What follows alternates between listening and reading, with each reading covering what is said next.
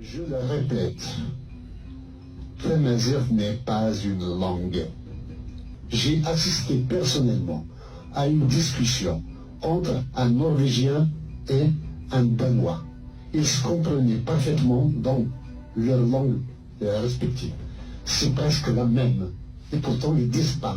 C'est le germanique. Quand vous prenez les langues latines, c'est la même chose. Entre l'espagnol et l'italien, il y a 50% d'intercompréhension. Et pourtant, ils ne disent pas, et pourtant, ils connaissent, eux, leur langue d'origine. Le latin, il est là. Il a survécu à tout. Et pourquoi ils ne tuent pas l'espagnol, le français, le portugais, pour faire une seule langue? La langue d'origine de leurs parents. Donc, comment se fait-il que les autres nations glorifient chacune sa langue, et nous, on doit les maudire, les tuer pour faire une langue commune? On va faire un espéranto. Regardez l'espéranto, il était fait dans les années 60, dans l'euphorie, pour unifier toutes les langues du monde. Combien de gens parlent aujourd'hui l'espéranto? Il ne dépasse pas 5000 personnes.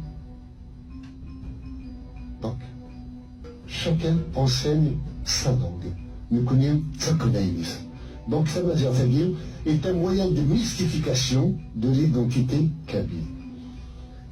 Si c'est Tamazight qui est la langue, donc le kabyle est un patois. Si c'est un patois, donc nous ne sommes pas un peuple. Sauf ceux d'un peuple a une langue. Ceux qui ont un patois ne sont pas un peuple. J'ai été scandalisé quand des scientifiques kabyles parlaient de variante berbère. C'est quoi variante berbère? On a peur de dire que c'est une langue. C'est du mépris et vraiment du colonialisme même que de dire que Tamazight c'est une langue. Non. Le Maroc a essayé, avec l'IRCAN, d'unifier les langues berbères, de les standardiser. On parle même de standardisation en Algérie, même à l'échelle de tous les Amazirs. Standardisation de Tamazight. Comment on va standardiser? Chacun a une langue à part.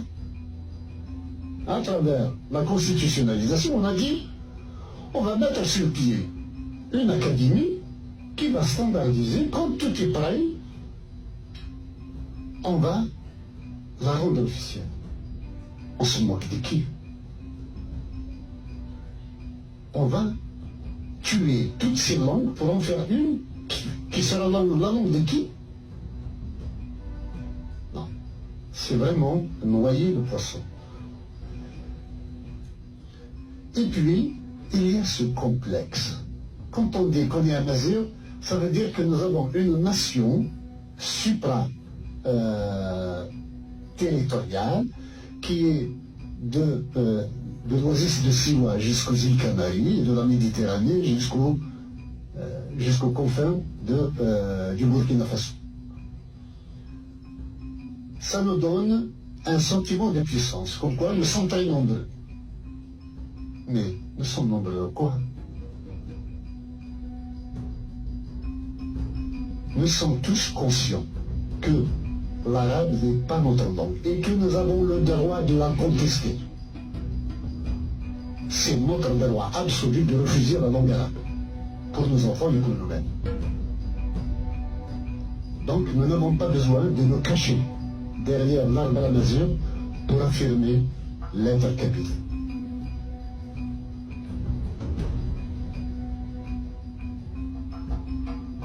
Tamazight est un moyen de mystification de nos jours. Elle a servi de bouclier contre l'arabisation à une époque donnée. Cette époque est révolue maintenant.